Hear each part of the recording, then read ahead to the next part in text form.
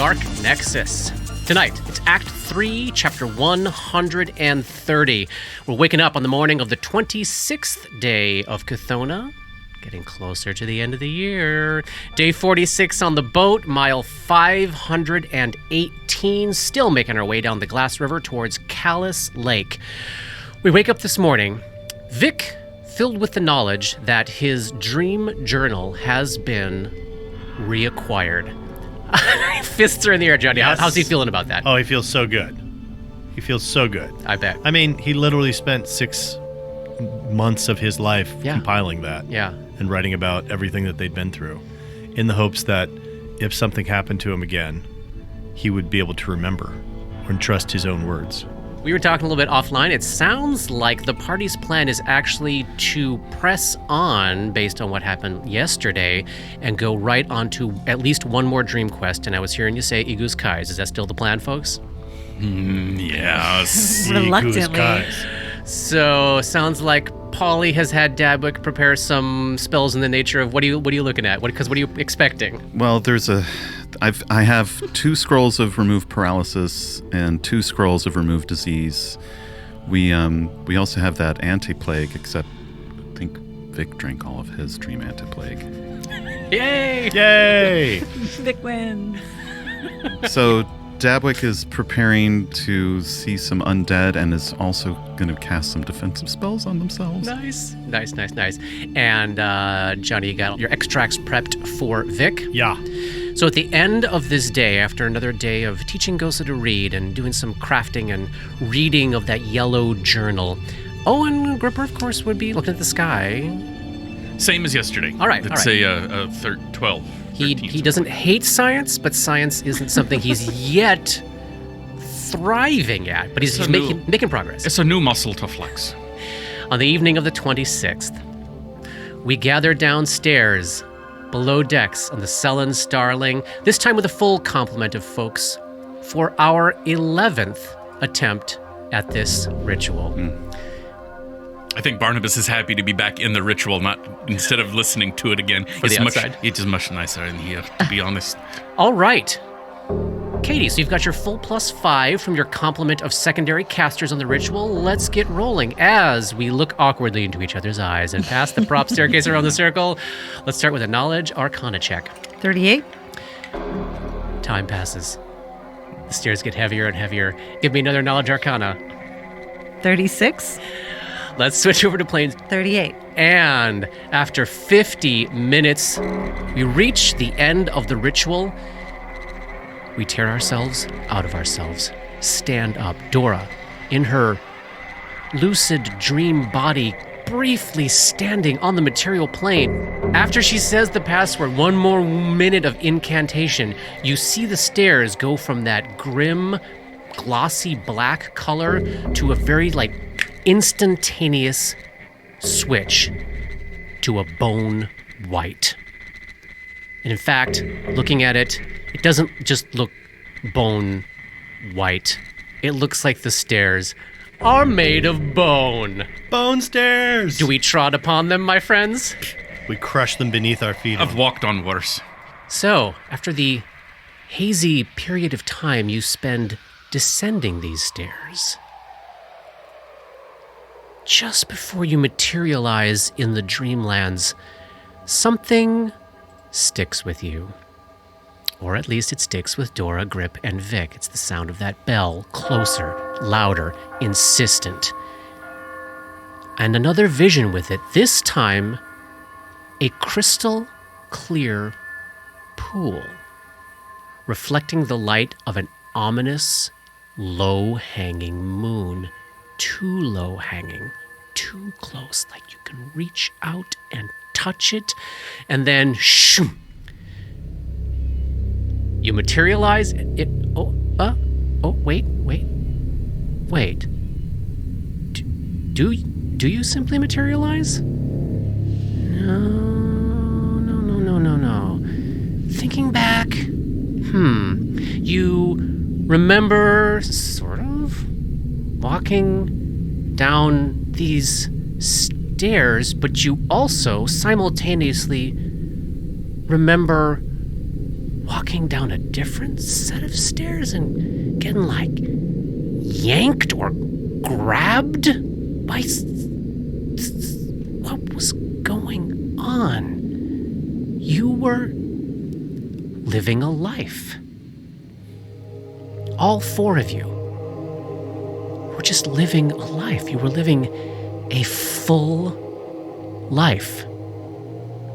A life of your own choosing. Grip, Dora, Vic, and Dabwick were living their best life. What did you look like? Living your best life. I was a teacher. How were you dressed? I was dressed like a sort of schlumpy academic. Chef's kiss. I was also a teacher, but more of a professor, more of an administrator of a school. More of a power position. How were you dressed? Very finely. Very put together. Properly. Dabwick is more middle management. Working for the city, dressed very properly. Are you in like waste disposal? Waste management. Are you in a uniform or are you in clothes of your own? Clothes of my own, a nice sort of contemporary suit. Excellent. Grip's teaching a group of teenage-looking youths how to properly defend themselves and move from one style of fighting to another, and it's a group of, there's humans, there's half-orcs, there's an elf, there's halflings. And are you in like a, I don't remember the word, what's the word for martial arts? The gi. The gi. Are you in a gi? Yeah. I think it's something that is he's in his own dojo, so to speak. But it's not monkish. It's a combination. Like it's a brawler's dojo. A brawler's dojo. I have an addendum to mine. He's a professor, but he's a professor teaching students about anatomy, and he's a doctor professor. Dr. Professor Vic. Yeah. No, like he's like at a teaching hospital. Yeah. That's at a teaching hospital. Yeah, okay. He's teaching people. He's teaching all these students how to help others. That's what he's teaching. All four of you have lived a full life. Oh, God. And you have reached this point in your careers where you have been able to, and how lucky, how fortunate, right, to choose how you spend your time. That this is what Dabwick wants to be spending their time doing, working with these people on these projects for this city, teaching these students how to help people save lives, the inner workings of the body, and how to solve the problems associated with it.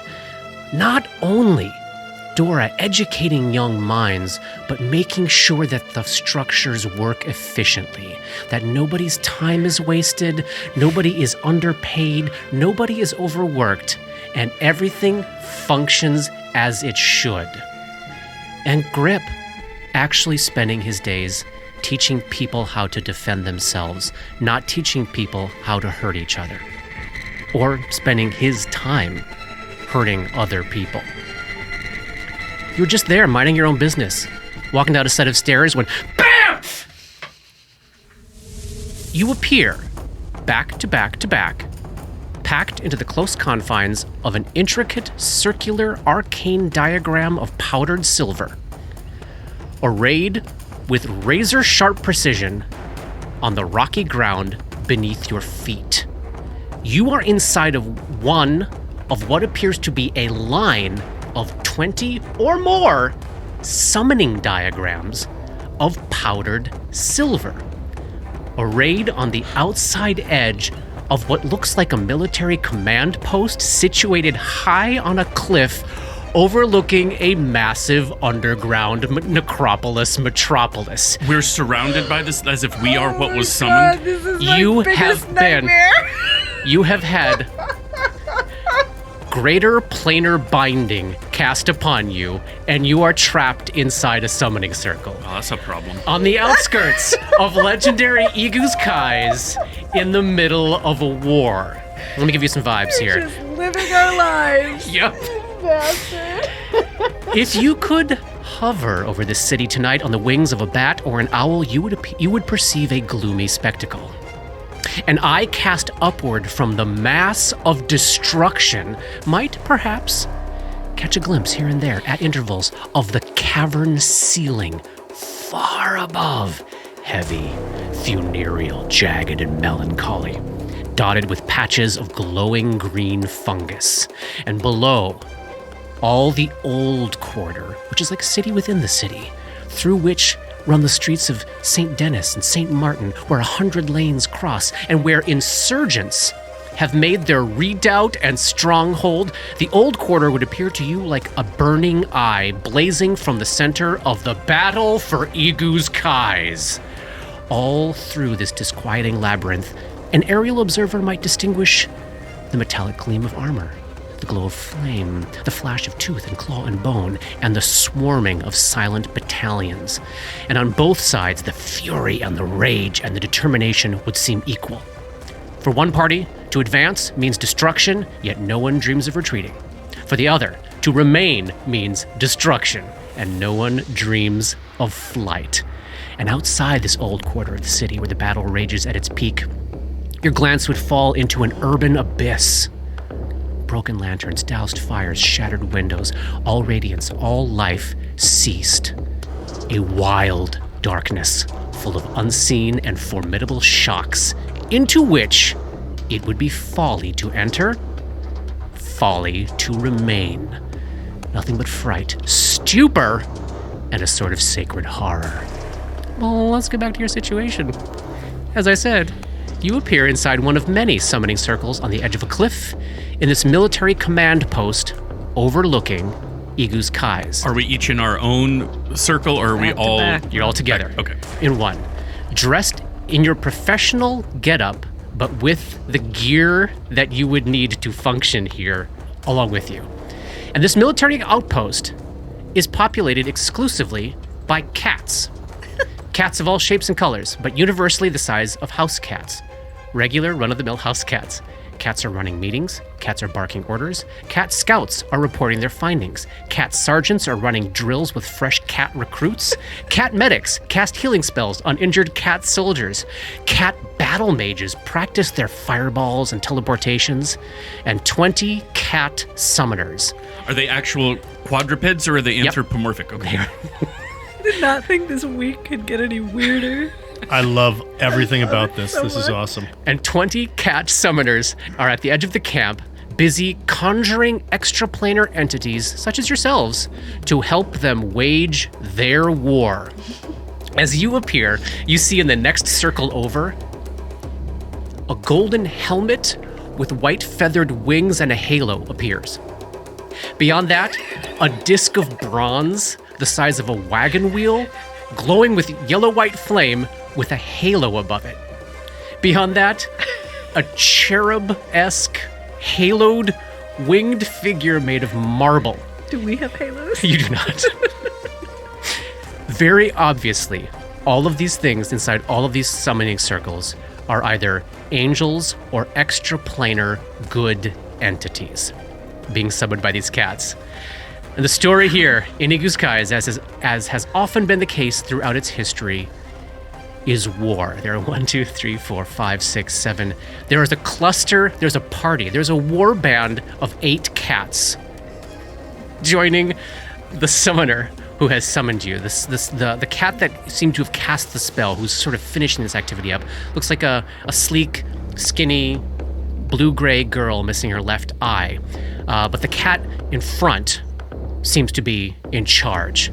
She is a very serious, no-nonsense tortoiseshell calico wearing a collar made of mithril. Welcome to Egu's Kais. What are your names? You can call me Vic. Vic. I'm Dabwick. Debwick. Grip. Grip. Dora. Dora. Dora. Very well. This is the Battle of Egu's Kais. You have been summoned to perform services for us. If you send us shopping, I swear to God, I will never forgive you. Who would waste magic like this on something as mundane as shopping? That sounds like the activity of a party with absolutely no idea how to do this game. You know you're right. or people who really know how to how use to do this this game. game. What can you do? I do not recognize your creature type. Well, before we talk about what we can do, what's our payment going to be? They want payment! Bring the disc! And you see a tubby ginger boy who's drooling a bit, strolls over with a giant pale blue floating disc of force with some objects on it. Here you can take your pick from these ones. We'll give you two. We'll give you two. On the disc, you see a platinum ring set with a large sapphire. You see a string of 9 spherical beads clustered together on a necklace. You see a small silver charm bracelet with 4 charms on it. You see a magnificent heavy steel shield fashioned as a roaring lion's head. But the cats like that one. And you see a very simple, nondescript white mantle, like maybe a priest might put on over like a cassock, that kind of thing. You picture what I'm saying there? Mm-hmm. So you can take 2 of these. Why only 2? There were 4 of us. We know how this spell works, and this is a sufficient gold piece value for you to do the work for us. And you do understand, right, that you can't go anywhere at all until you agree to do this. Right? They understand that, right? I'm sure they understand this. They seem to be very educated people. I would like to make a check on the spell so that we understand it, because I know we've used this before, but not greater, and many. And I'm confused how they managed to pluck us out of the whatever the fuck. This is a dream. You gotta just go with it, man. It's a dream of 1,000 cats. Now, is it possible to counter this with a skull of ghoul royalty as another option? Vic, you say your name is? Yeah. Tell me more. Well, we're looking for a skull of ghoul royalty. One of the bejeweled ones. One of the kept in a bejeweled vault. ones. Yeah. Where is Sunny? Sunny, come over here. You see a fluffy... Also, just to kind of get the lay of the land, can you tell us a little bit about what's going on with this war here? How long it's been going on and who's fighting? I mean, obviously you want us to be more helpful, right? Information is on a need-to-know basis. Once we know your mission, we will tell you what you need to know. But yes, we will not unreasonably withhold things from you that would be useful to you and your survival. We appreciate the service you will be giving us. Well, Can I make that check?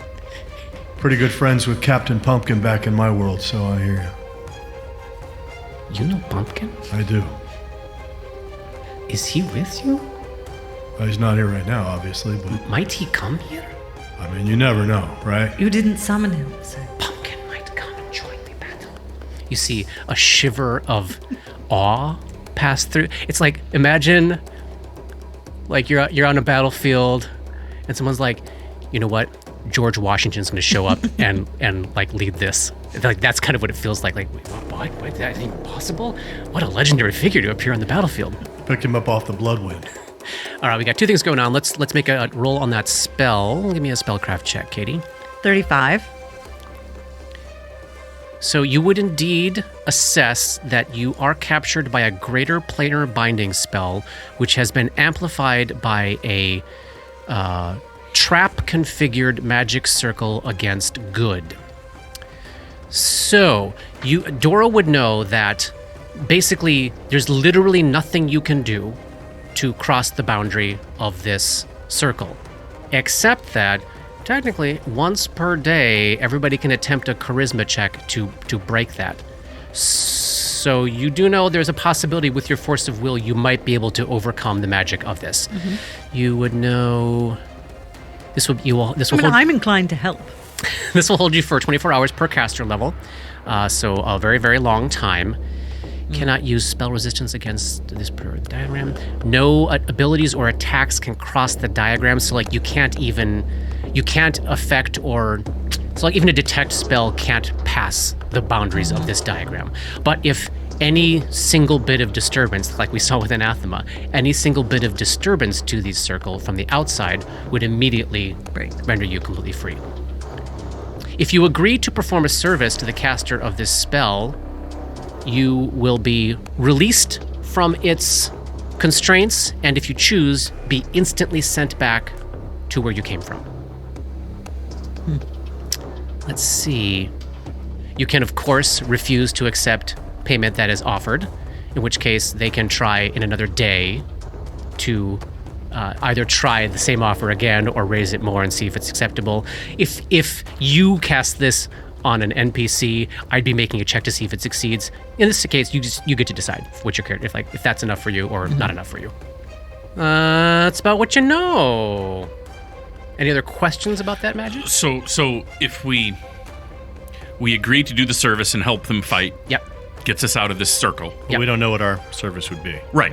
But does that take away in it? But at any time after that, we can just decide to go back where we came, or we have to fulfill their... We can try waking up right now. You could try waking up But right this now. is so interesting, I don't want to. But does anything they've done so far keep us from waking up? You don't know. Okay. Yeah. You do know within the reality of this dream, you would not be able to teleport home. I use with air quotes here, but you're also here dreaming. So, yeah, you know, you might be under a different restriction than some of these other summon creatures are. I feel like the stealth option to get the thing is not going to work, and that Vic's plan to wrap up our ask in what we want is a great one. I just think it's terrific. So we can assume you've got the message spell available to you. We Yeah. can assume this conversation can happen Yeah. a little bit right now as they're bringing the items over, and feel free to talk amongst yourselves if you wish. But Dabs, We'll come back try to to identify the items. We can't. You won't be able to. We can't, that's where we have to go. What are the items? Right. What do they do? Are they Yeah. just rich, All right. or are they magic items? Well, I'll ask. Let me answer Vic's last question, which was about a skull of ghoul royalty and a Sunny, a fluffy and tan white girl with huge eyes and ears and a golden ring in her ear, comes over and chats back and forth really quickly and intensely with this leader. Are they speaking Teldane? Let's say they're speaking Sylvan there, so Dora catches snatches of it, I think. Maybe Dabs? No? Doesn't matter. You're catching snatches of it. They seem to be very freely speaking any language they wish to speak. Gotcha. And then the leader cat comes back. Well, we do have one mission in the Plaza of Bones, which this plaza is contained inside an area that we do know for fact is the resting ground of what's the name? Vault. It's the resting place of one of the ghouls named Skarkrim Vost, who was one of their princes, destroyed many millennia ago. The mausoleum there would very likely contain his skull, if that is what you are looking for. And as far as I'm concerned, you accept this mission. Anything you find out there, I do not need to know about it. Any kind of knowledge checks to be made or sense motive checks to be made? Because I guess this Sense is a motive question. at any time, feel free. Okay. Even though these are cats, these are so sentient in their communication that you can read them. You can get a gut sense off of them. 16. 15. Yeah. Actually, She I'm gonna- feels pretty straightforward. Okay. And what are these items here? What can you tell me about them? All right, Mr. C, you tell them what these are. Oh, okay. This is the tubby boy. Ring of Psychic Mastery, Necklace of Fireballs, Bracelet of Friends, Lion's Shield, Mantle of Spell Resistance. I would love to know more about this ring of psychic mastery. Just tell me what everybody's baseline spellcraft modifier is. Plus 16. Okay, 13 plus 1d6. right. Mine is 8. Okay. So Dora recognize a Ring of Psychic Mastery as granting the wearer one additional psychic spell per day for each spell level from 1st to 4th.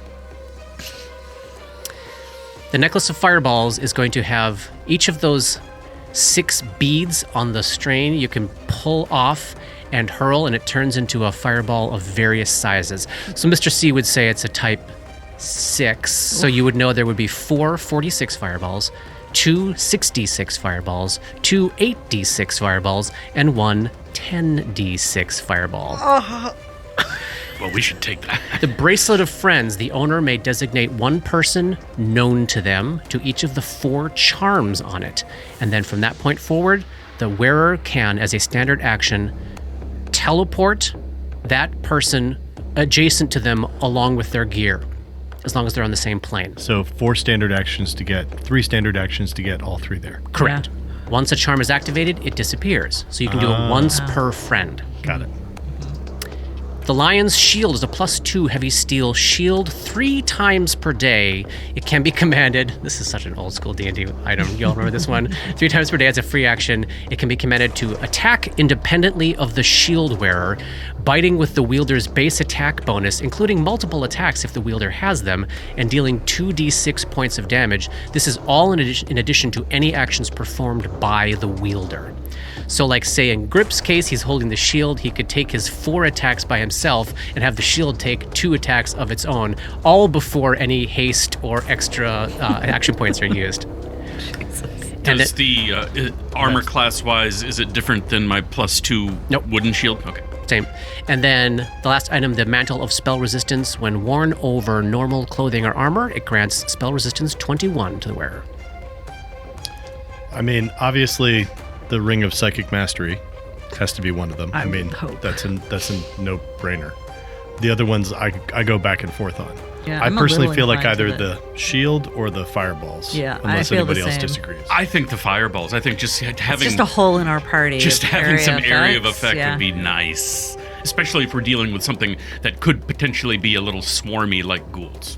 Yeah. Let me tell you what the one drawback is of the Necklace of Fireballs. Any character who fails their saving throw against a magical fire attack, the item must make a saving throw as well at a much lower bonus. If the necklace fails its save, they all go off. I love this sentence. Often with regrettable consequences for the wearer. What if it, Do they what all if that go was off just for the wearer, or do they all go off for They go everybody? off They as go if off. as a were- fireball? Yeah. What if it was stowed in the haversack or the bag of holding? Then it would not be on this plane of existence, so it would not go off. So It could potentially action just be to plucked out. draw it, pluck a bead, throw. Yeah, so anybody can use this. You don't have to be a spellcaster. You don't the have to beads- be wearing it, right? Like if it takes up a slot, you have to be wearing it to plug it off for it to work, and that's You have to be wearing it. Wow. Each can be hurled up to 70 feet, and they have a reflex DC of 14. So slightly lower DC, Not that but like they're high, also yeah. it's big 10 big damage is die. a lot. And it's a ranged attack. It is. Yeah, 70 feet. Big risk, big reward, and then also will decrease somebody's armor class versus something that 3 times a day for any time we're in the Dreamlands for grip would get an additional 2 attacks plus 2d6. What's everybody thinking? And if we choose the necklace, who's carrying it? Who's got the best ranged attack? It's not Tavwick. I mean, No, this does not doesn't require a have- ranged No, attack. You're just You just throwing it. point it and it goes. It goes where you tell it to. So there's no attack roll involved, just you a have save. a communal resist energy, yeah? Is that you've cast that before, have you not? Mm-hmm. Or a protection. Yep. Little buffer there from Mhm. an accident. Mm-hmm. How's your reflex save? It's my lowest. Mine is a 13. Mine's a 7. You're a rogue. So Yeah. So I mean, this fills a hole in the party in a way Mhm. that like we simply don't have. As a person who, I don't even think I should get a vote because the one item was just made for me, but as a person who is most often sitting here lamenting the fact that I don't have any area effect spells besides black tentacles, Doris finds the Necklace of Fireballs extraordinarily appealing. Not that I want to wear it, but to have it in the party. I think I ultimately do too. Necklace of Fireballs? All right, then the next question is Yes. who's wearing it? You are. I think you were. Are you sure? Yeah. You don't want to be the one to be able to have those ranged options? I'm. Are you the one carrying the haversack? I am the one carrying the haversack. So you would have the best access to it. And I have Flame Strike prepared. Okay. All right. So, Dora gets a ring of psychic mastery. Vic will take a necklace of fireballs. Oh, amazing. In reading the description about this, it does not count as an item worn around the neck for the purpose of determining which of a character's worn magic items is effective. Awesome. Oh, nice. But you do have to have it around your neck. You do have to have use it around your neck to use it. Nice. And as you come to that decision, you see the very serious Calico girl nodding her head. I appreciate the time and attention you are taking to the considerations, the tactical considerations for this mission. Are you prepared to hear about your mission? I'm sorry, we're getting these items right now, though, right? You will have them, yes. I'm like, I don't want them to be like, oh, Put no, it on your sheet, Katie. You're finished with it. We will ask you to assault the Plaza of Bones. It is located inside one of the outer cave walls on the eastern edge of the Old Quarter. It is tucked back out of the way, a very easy place for the enemy to hide and regroup. It does contain the mausoleum of the Skarkrim Vost, the Ghoul Prince. Like I said before, anything you find on your way or there is yours. We do not need it back. It is a wide promenade, very wide. 2 rows of columns made of bones. The whole place is glowing with a multicolored fungus. You will recognize it. You will be given directions. Directions? No, then we just gotta point out this. The location will be pointed out from up here on top of the cliff, and you will do your best to make your way there. Behind this promenade of bone columns is the Plaza of Bones. Whatever you find there, and our belief is that it should be lightly guarded at this time. Whatever you find there, take out. The site has strategic significance to the general's overall battle plan. You make your way there, you clear it out. You send us word. We will have a sending. We'll give them a token. We will have a token for you, a feather token to send back to us. And then you hold it for 2 hours, upon which time you will be released from your binding. Any other questions for us? So we send the word, and then the 2-hour clock starts. Exactly. Okay. Exactly. So you can send that word whenever you want, but just know they'll need you to be there 2 hours after whenever you send word. Gotcha. Well, it seems pretty fucking straightforward, right? I'm sure that's how it will be. He spits. Have you fought Gugs before? Who? What do we find? Well, we are in a pitched battle against the Gugs for our home here. You are all giving me very blank looks on your face. Yeah, remember how I asked earlier, like, can you give us a little background information on this war, what we're fighting, that sort of thing? And you said it was need to know. Well, now we need to know. The legends say that the ghouls of Lang abandoned this place a very long time ago. They just wandered off and left it in all of its magnificent emptiness, that no war drove them off, but some great gloom. They had lost something vital to their sense of history and self as a society. A piece of their greatest leader was taken from them, and with it a piece of their identity. We do not know, but this piece of this story told them about who they were, all they had been, and they looked out upon their great works. And she waves a paw over this huge underground city. They looked out upon their great works and they despaired. So we found it. We moved in. We were making a new home for ourselves, but as they're wont to do, the Gugs found us, and along with them, the riffraff that follows their death and destruction. She's waving paws around like there. But we have decided we will not sacrifice our new home. We settle for so little in the real world. We give up every day out there. Here, in our new home, we will not give up. We will fight the Gugs. Somebody can probably make a knowledge check on them too. Yeah. The cats are trying to move into and inhabit Iguskai's. They did move in and were starting to settle themselves when the Gugs found them. Yeah, so now it's kind of a pitched battle of who's going to end up. Cat v Gug, who gets the city. But currently Cat is the occupier of the city? Or is Although the way they're all on the outside now, it seems like the Gugs may have gotten an early toehold. Okay. What do we need to roll to learn about the Gugs? Dungeoneering. Dabwick got a 23. 21. You both know about these.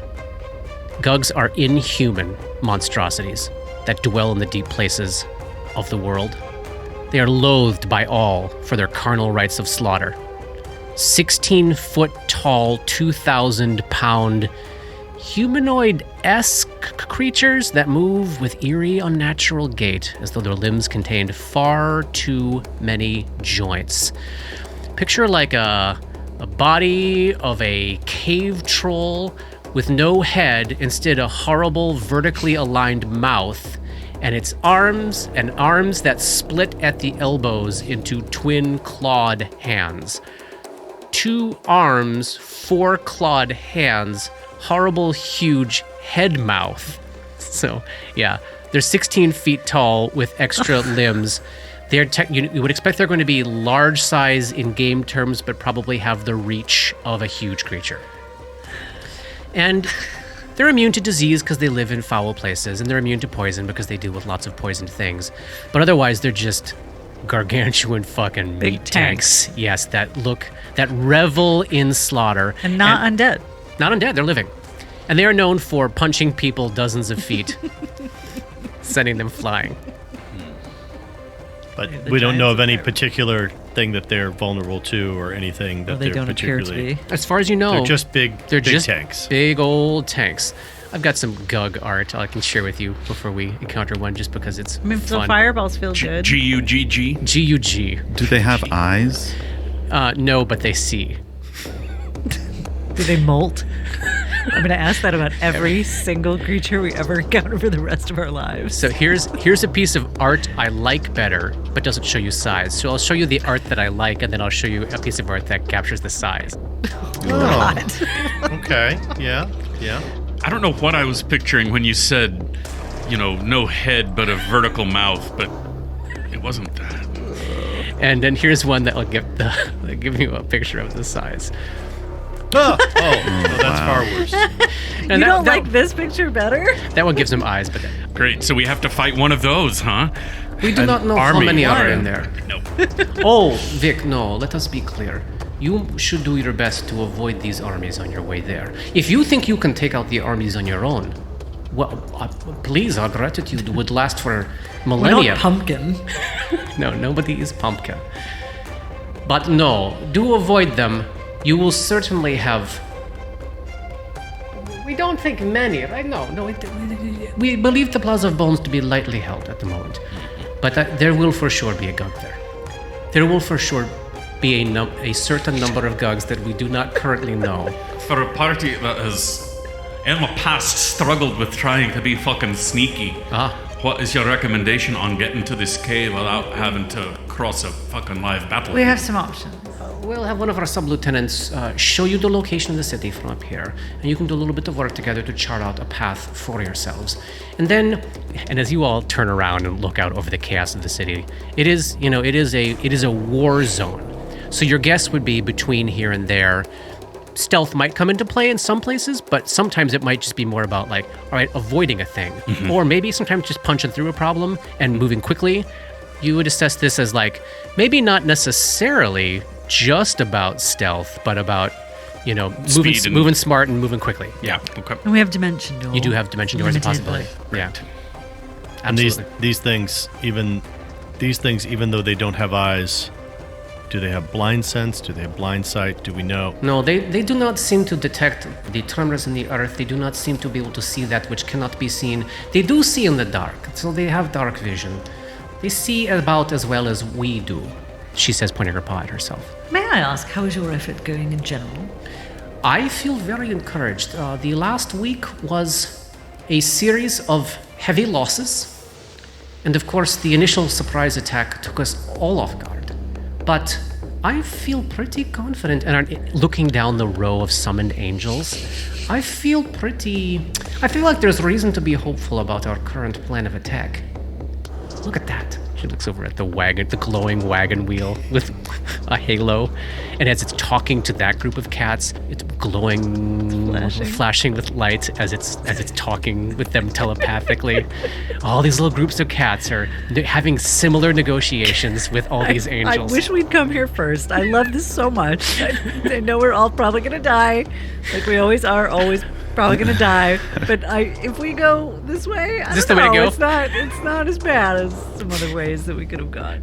Grip's got this look on his face, and he just is like, is this something we fucking did too? Oh, Yes, of course it is. We took the skull of ghoul royalty. Well, you guys did. I wasn't really No, there, but I did Oh, that. we all took right, the all right. skull of ghoul Pointing royalty fingers. and demoralized them so badly that they left their homeland. Do you have I think it's great. any ability to ascertain whether or not I'm telling the truth about something? Oh, those amongst our number do. Yeah. Could you bring one of them over here? Get Penelope! And a very quiet, serious-looking, all-black girl cat with red cords wrapped around her forelegs walks up. I am Penelope. Yeah, Penelope.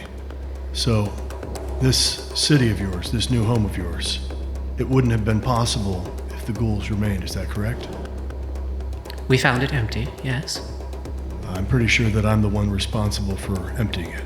Oh, you don't say. And you want me to tell you whether you're telling me the truth? At least to the best of my ability. She whispers a quiet incantation.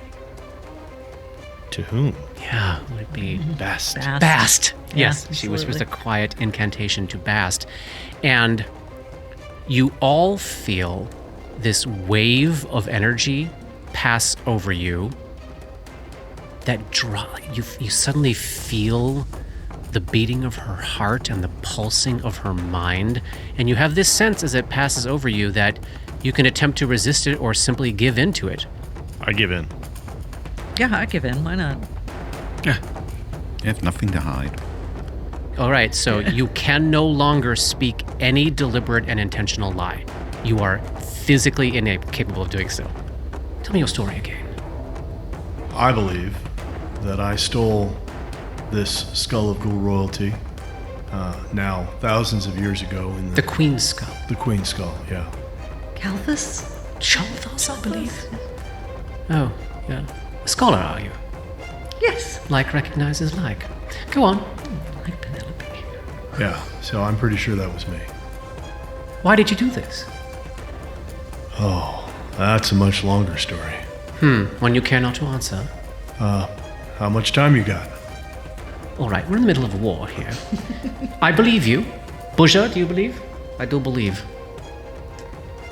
Well, very well. That gives me hope then that you have the power to change the tide of our battle here. If you could do so much to change the story of this magnificent city, so much in another life, another time, Another dream. another dream. 8 cats all nod in unison. They like you saying that. I feel good about this.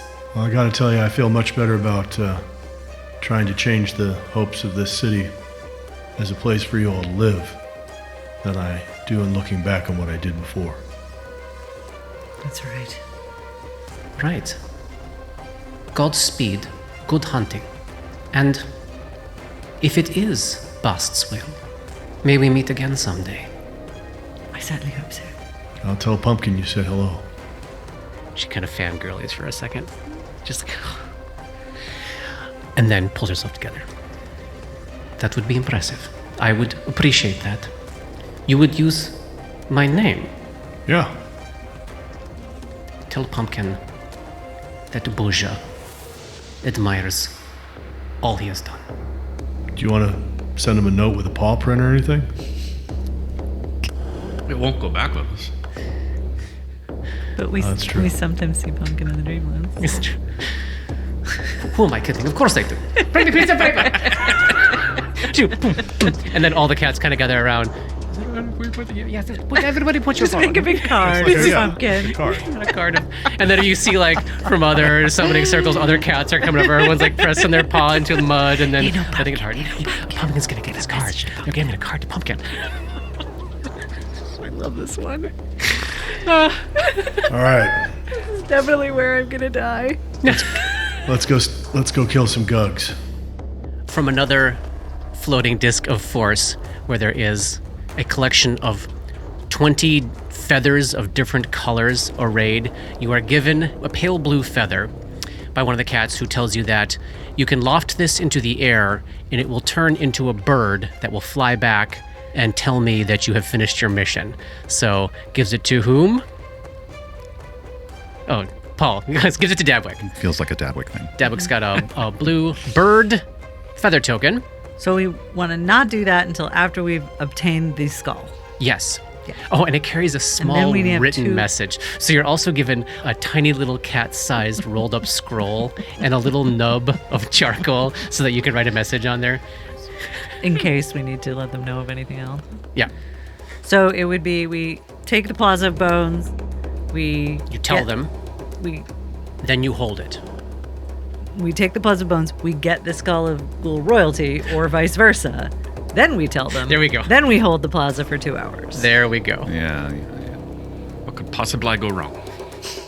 Let's start plotting and planning. Yeah. I got a fun thing, y'all. So we're going to try out an entirely new rules subset tonight, and it's called an infiltration. It's a twist on a skill challenge, but it's a little different in feel, and I think much less stressful for the less skillsy amongst us. What? Nice. Yay. The idea is similar in that we're going to make choices based on strategic moves rather than nitty-gritty tactical moves. Well, we'll let a single die 20 roll stand in for a bunch of activity to see how successful you are. But the idea here is fast-moving, cinematic. Think of this as a montage sequence in a heist movie. This is all the stuff you went through before you got to your target. So I'll give you a super short setup, super quick response and action. We'll go, go, go, stay alive, stay hidden, keep it secret, keep it safe. The big skill challenges in Thrushmore and Zur involved a lot of setup from me and a lot of conversation and agonizing and deliberation from you, which was appropriate for those scenarios. But this one really wants to move. What will help is that I think, unlike those challenges, which had a small number of events, but the consequences for each felt very high. This one's different. There are going to be more events. You're going to fail some. That's baked in. That's unavoidable. In fact, embrace it. It might actually help tell a fun story. So your objective here will be to make it through this battle-torn necropolis to the Plaza of Bones without drawing enough attention down on yourselves to land you in a major fight before you even reach your destination. So to achieve the objective, you will overcome a certain number of obstacles. I'm going to keep that number secret.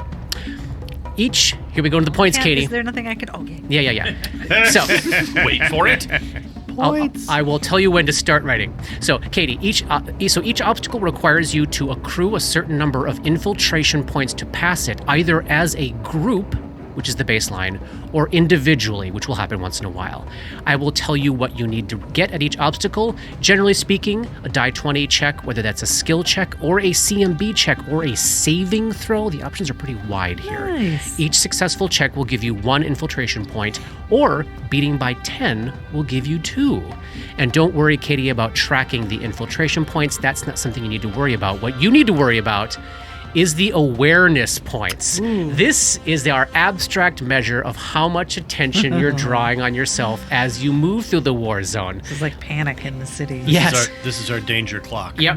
And it's a cumulative reminder that the deeper you get into this city and into enemy territory, the harder it's going to be to avoid getting spotted. So awareness points will be a single pool spanning the entire infiltration and the whole party. And I will ask you, Katie, to track those for us. So you can accumulate awareness points in 3 different ways. If you fail a check during an obstacle, you'll either get 1 or 2 if you fail by 10. You will accrue awareness points whenever your activities are disruptive enough to draw attention based on GM discretion. That guy. I don't like that one. And awareness points will increase by 1 at the end of every obstacle, as the passage of time and distance will make it more and more likely that you're going to be discovered. So that's another thing to sort of grab onto, like, We don't have to be super precious about each individual encounter here because we're going to be accumulating awareness points no matter what we do. Do we know how many is too many, or is that behind the screen? Secret. At certain awareness points thresholds to be discovered, all DCs will increase. And then at a certain number, unknown to you at this time, you will have drawn this major fight down on you as you're discovered by the enemy. And at that point, if it happens, God forbid, we're going to switch entirely to tactical combat, and then we've got a whole other set of problems going on. I love it.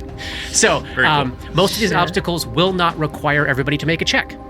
In fact, some might be wrapped up by a single character rocking a single check. If so, awesome. That's done and done, move on. That's a great story. And like I said, I think a bunch of these obstacles will be situations are typically less skillsy folks might shine at. Every check at an obstacle will be a die 20 roll, but wide open on what that could mean. Skill checks, ability checks, CMB, saving throws, initiative, I don't know, caster level checks. We'll find that out. There will be instances where you'll stumble across where a single spell may solve the situation for one or all of you, and that's totally cool. In fact, that's completely cool. But unlike in Zur, where you started to realize at a certain point, this is our entire adventuring day, just know your adventuring day starts when we finish this. So blow every dimension door and invisibility if you want, Katie, but then that's what you're left with. I will tell you your DC before you roll, and here is a list for you. I'll share a little handout of how the DCs will start, because I'm going to define them using the terms easy, average, challenging, difficult, and very difficult. So you've got them all there for you. So when I say that'll be an easy check, you know you're looking to hit 19. If I say that'll be challenging, you know you're looking to hit 26. And then again, as your awareness points go up, these numbers will increase. I'll pick a level of difficulty, as we're used to, based on how much of a stretch or not I think the roll you've proposed is. No extra luck for this one. Use action points or any resources as you wish. This will be fun. Dora's going to cast Mage Hand. Mage Hand? I'm sorry. Mage Armor. Mage Armor. I think you would look at this as probably sort of like Arvington. It's going to take you a couple of hours to make through the city. So I'm saying if anybody else has any other buffs that you want to use as we're making our way through, and you're like, are we like a half hour out from where we think? Then this is the point where I'll do X, Y, Z. Feel free to throw those things in. It's a 9 hour spell. Yeah, I mean, I 8 hours. don't have anything like that Great. other than dark vision. Dark vision I could do. Yeah, Dabwick will change into Gripply form to alter self, gain a dex bonus, Yeah. and be able to see in the dark. Nice. Here we go. Obstacle 1. Wait, which way do we go? This Necropolis Metropolis is a maze. No sooner do you head in than it starts to get difficult to get your bearings. Plus, shit is exploding all over the place. Buildings are broken or collapsed. Things look different down in the mess than they did from above. You gotta pull out your best tools for making your way through Egu's Kai's and towards the Plaza of Bones, or you're going to get hopelessly lost. This is a group check. I need 2 infiltration points. So perception is something we could use here? Finding the best way? I think because you're down in the middle of it, I don't think that will help you navigate. Would knowledge dungeoneering help navigate a cityscape? Tell you what, if you're looking to leverage your experience moving through a city, how about you, if Dabwick wants to lead with that? Yeah. Let's make a profession radar check. You're accustomed to following vermin moving through a city. You know the easiest and quickest and best ways from place to place to place based on what the vermin are doing. Let's call that a challenging profession radar check. That was a natural 1. Oh, what's your total? 10. That is 2 awareness points accrued. So what's the story? Dabs is doing something that draws some attention. It's like, I got this. Everybody stops and waits. And there's no rodents here. There haven't been there we rodents go. here for a millennia. It's a city That's why filled with Pumpkin's not cats. here. Right. They've eaten all of the rodents and stuff. All right, so you've wasted some time, and you're hearing things moving loosely Stealth. in your direction. Vic immediately goes, "Follow me," and I'm gonna lead us. How are you navigating? How am I navigating? I'm gonna use survival. Great. I get a +4 racial bonus in urban and underground settings. Awesome. And literally, I think that he's looking for pathways that seem to be less traveled, Amazing. and so he's tracking that and trying to see and go, let's go this way. Give me an average check. That is a 20, and then I'm going to spend a point of inspiration. Yeah. And we're looking for a 24 here as average. I'm looking for a 34. 25. Excellent. So, Vic is definitely successful. Grab up Dabwick like, no, I think this is not working. Follow me, follow me, follow me. We've got 1 point down. Recognizing that it's a confusing set of alleyways, he would take the +2 scimitar, because that's the most magical, and he just wants to start trying to make a score on the brick of where we just turned, so that if we get turned around, he would recognize that and go, we've been here fucking before. So we don't get lost. All right. Take 1 infiltration point for that.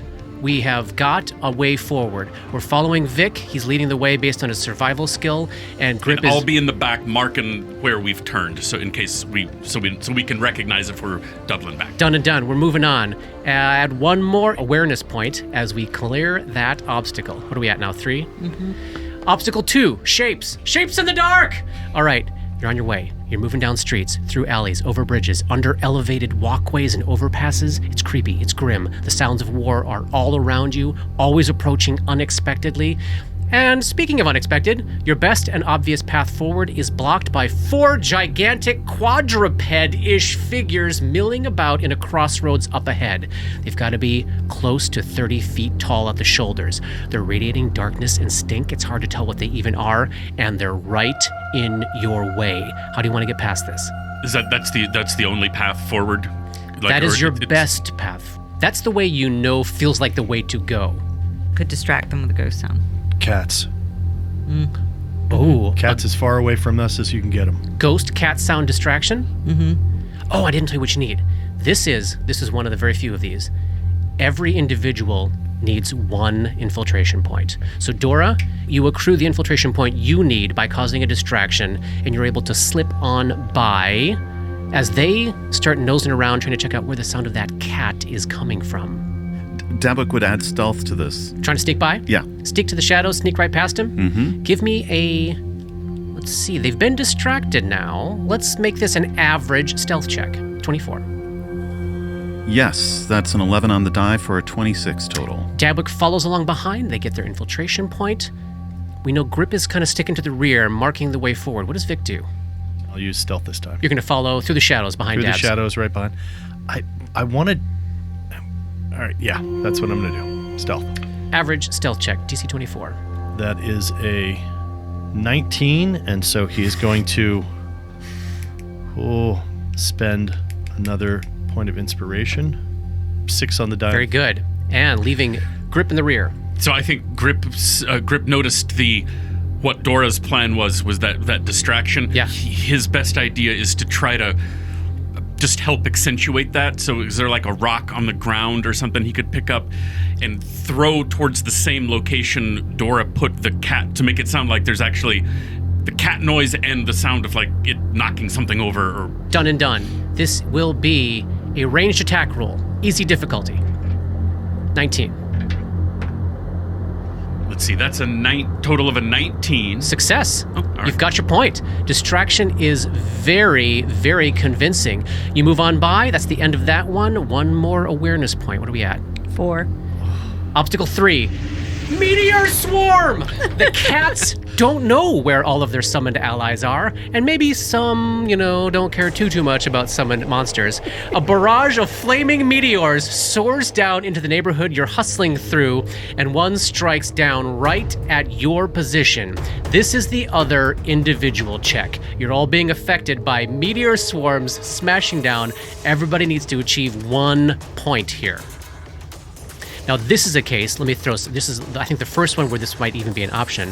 If somebody has a super high reflex save, you could be like, hey, I didn't see it coming, but I'm just going to take it. I'm going to see if I can dodge out of the way of this. Fuck it, I'm going to try that. See what happens. Didn't see it coming, trying to leap under cover. Give me an easy reflex save, DC 19, Johnny. All right, at least I'm leading the way for you guys. Here we go. Oh, that's a 29. 29? Wow, yeah. Amazing. If this was one where, tell you what, the way that you roll out of danger here, you can throw yourself over somebody and pull them into safety as well. Yes. You can give your infiltration point to somebody else. Who do you grab? I'm probably in the front, so I would probably grab Dora, because she's probably like right behind me. Vic and Dora go tumbling off to the side. Flame bathes over all of them. Both of them are clear. Dabwick. Dabwick makes a reflex save. DC 19. Easy check. Not if you roll a natural 1. Oh, no. You gotta quit doing that. That's my second one. What is the total? That's a 9. Oh my god, it's 2 more. Action. Oh, So well, no, here's- you can't so add here's- an action point. Oh, so You can in to- this, a natural 1 is not an auto fail because this is a little different system. So You can add an action point to have us not get 2 awareness points. There is 2 that. awareness points. That's But that's your choice. I'm gonna do that because I want to save us from getting caught by the gugs. Okay, that's a total 14. So the good news is, no matter what happens here, you always get an infiltration point because the event is happening and then it's over. So you have made it through. You've accrued 1 more awareness point and suffer 8 points of fire damage. And Gripper. I mean, the only thing Grip can really do is try to get out of the way and then rely on hit points. Easy reflex save. We'll see how much damage you end up soaking up. That's a 9 on the die, so that's a 19. You got it. Oh, that's right. It's a Everybody's Awesome job. Everybody's through. Awareness goes up by 1. How high are we, Katie? They're do I at 6. take any damage from that? Okay. We're at 6. Yes, we're at 6. All right, obstacle 4. What the fuck are those? While at a crossroads, deciding which way to head, while everyone's taking a peek down different side streets in search of this obelisk you identified as an easy landmark, should be so easy to find, a cluster of freaky little creatures crawls out of a sewer grate right in the middle of you. They are 3 foot tall, bluish-hued humanoids with giant ticks for heads. Good God. Ah. Are they friendly? Are they working for the Gugs? Are they dangerous? Are they noisy? How do you handle them? I'd love to. So make this a is 2 knowledge points planes required for the group. check about them to find all that out. That would require a dungeoneering check. I can do a dungeoneering check. How many of them are there? Oh god, 2 dozen? So Dabwick wants to try to leverage what they know about them. Give me an average dungeoneering check. DC 24. Can I roll a action point on this, or did I blow it last time? You can. Different Different this roll. is later in the morning. Okay. Later in the day. So that's a 22. I'm going to roll.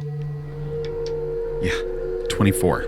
All right, so you've gotten 1 of the 2 required infiltration points. So I think what you know is Dabwick recognizes these things suck the marrow out of living creatures. So play dead, and gets like a couple of you, maybe in the back with the gripper there, and they play dead for a moment. You lose the attention of about half of them. They're disinterested in you, but we've got 1 more infiltration point to obtain here.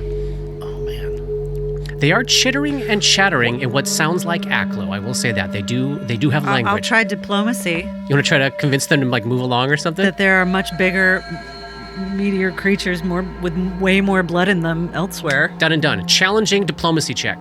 DC 26. Playing dead, and there's more meat that way. Oh no! Was it another natural 1? No, Okay. but it is a failure unless I use an action point. I have 1 left. That's what they're for. Yeah, so 27. All right. So Dora convinces the remaining ones to move along, gets the last infiltration point you need. Awareness goes up by 1. How high are we?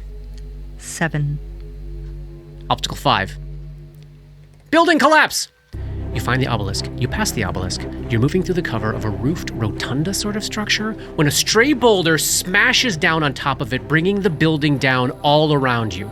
You got to get out of here before you run out of air without drawing too much attention to yourselves. 2 infiltration points required for the group. Are there things that need to be moved out of the way to allow us to get out of here? Moving seems like it might be too slow, but smashing might be... Oh, okay, so it's not stone. It is stone, but maybe you could like smash your way through a weak spot if you think that you would try to do that. Yes, he does. All right, average Sunder check, 24. That would be a CMB check, and if you have any feats you want to add to raise your CMB for As you go Sunder. to do that, Vic pulls out Vanity and says, "Use this." Oh, because it's adamantine? Add 5. As a smashy, not a shooty, right? That's a smashy. Yeah. Yeah. That's great. Um, It's adamantine. It goes right through all Awesome. objects. Yeah. So it's a +5? Mm-hmm. So you said this is an average? So Average. That's, 24. as a swift action, if I take improved sunder, Yeah. Oh, yeah. that will give me a plus what? 2 more. So yeah, he'll use a Nice. He'll use a dream martial flexibility. Yeah. Take improved sunder. So that's a +17. Here we go. Use this. It's a 17 on the die for a 34. 34. That's 2 infiltration points. You are through. He does it in a single punch with vanity. Hey, I think that's quite a little weapon you made there. Give me that back. I didn't have to use Dimension Door. The awareness goes up to what, Katie? 8. And It at could that be point, so much worse. at that point, all infiltration DCs go up. I'm going to send you my a God. new handout here. Only up by 1 at this point. So now it's easy as 20, average is 25, challenging is 27, difficult 30, very difficult 32. You guys, this is so hard. Obstacle 6. Mold infestation. You've left the collapsed rotunda behind and you're working your way through a pockmarked stretch of crumbling alleyway when you realize, too late. The whole place is lousy with patches of deadly yellow mold. Clouds of sickly spores start bursting all around you, and you can't turn back because there's a ruckus of roaring in your rear. This is a 1-point group check. You only need 1 point for the whole group. Yellow mold is fire. Yes, Vic does know that fire destroys yellow mold. I use alchemy Yes. to create a chain reaction of fire to just like flashbang them. Oh, that's so fun. Let's give that... alchemy on the fly. Okay, this is going to be a challenging alchemy check. DC 20, what is it now, 7? Yeah. That is a 24, and I'm going to spend another point of inspiration. Thank you, inspiration.